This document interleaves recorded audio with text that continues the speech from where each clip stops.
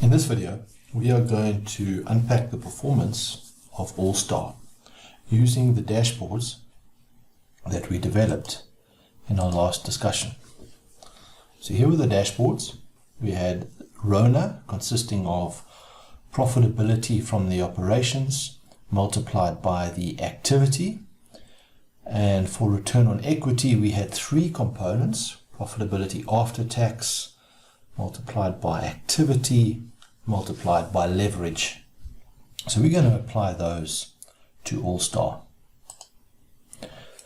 As a reminder, when you covered the context of business a little bit earlier on, I would have spoken to you about different sources of capital.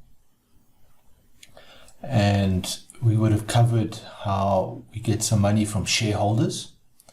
And shareholders have this expectation historically in South Africa of a return of 18% per annum based on the Johannesburg stock market performance.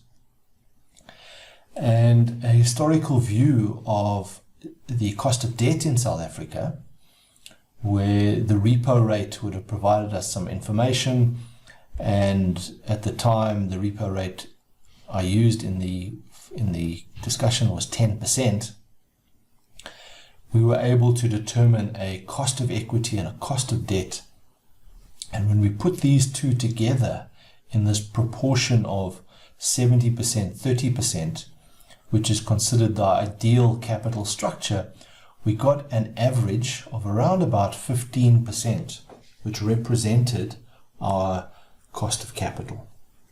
Now we're going to cover this in more detail in an upcoming video, but what I wanted to present here was two specific numbers. One, this 18%, which is an expectation that shareholders have in a South African context, and this 15%, which is what we might call a weighted average cost of capital for the business. And I'm going to show you where those come up in a moment and why they are important. So what I've created here is a very simple layout for you to go and find some formulas or find some components that we need to do the calculations for RONA and ROE. So this 23% and 41% is the answers to RONA, and we can see that RONA has gone up by an amount of 18.5%. But I want to understand what is causing RONA to go up. Is it the operating profit or the activity or a little bit of both? So your task is to go and find these formulas. Correction, not the formulas. Go and find the answers to the operating profit and the activity in this year, which is the 2017 year, and get the numbers for the 2018 year. And likewise, go and find the answers to the profit after tax and the activity and leverage so that we can calculate the return on equity and understand why this number has gone up. So if you want, stop the video here now, go and get those components, and then when you come back, we will explore what's gone on in the performance of the business. All right. So let's see what's happened here. We're going to start with RONA. We know that the 23% has increased to 41%. That's a healthy increase, but we want to find out what has caused this. So let's start by looking at the operating profit. And here you'll notice that the operating profit went from 4.75% up to 14.58%. So that's a substantial increase in operating profit from one year to the next, and therefore I used a nice sized upward arrow just to describe how that has increased. During the same timeline, the activity ratio has declined. Now remember, the principle behind the activity ratio is that we want it to be as high as possible, and it represents efficient use of our assets. What would cause the activity ratio to decline is an increase in net assets in the business that is bigger than, or proportionally bigger than an increase in the sales. And in this case, what has happened is All-Star has invested in new fixed assets to produce mattresses. It also has more working capital on its balance sheet, so therefore the activity ratio has declined.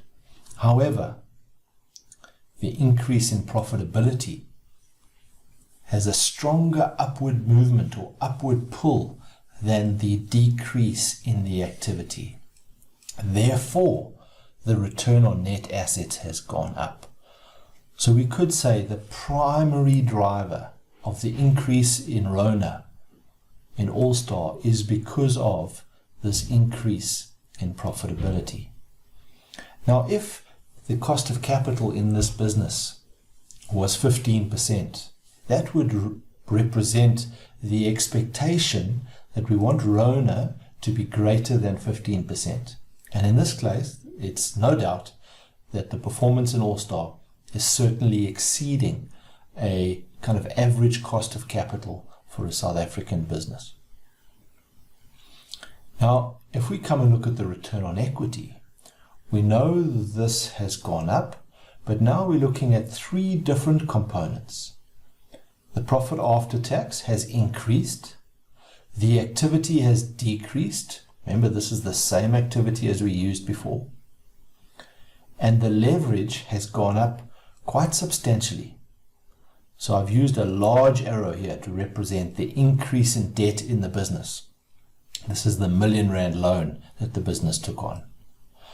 Now, if I look at the increase in profitability and the decrease in activity, it looks to me like these two almost cancel each other out. Therefore, the increase in return on equity in this business has been brought about because they took on more debt. Now, just saying that sounds strange, I'm sure. How can you increase the performance of a business by taking on more debt? Well, you can do that because ultimately you have less equity. So therefore, any profits that you made are being measured against a lower equity denominator in the formula. Now, the riskiness of this business has increased. Adding more leverage to a business adds to the risk. However, in the short term, they've definitely been able to overcome that risk by increasing their profitability and therefore getting a large increase in the ROE.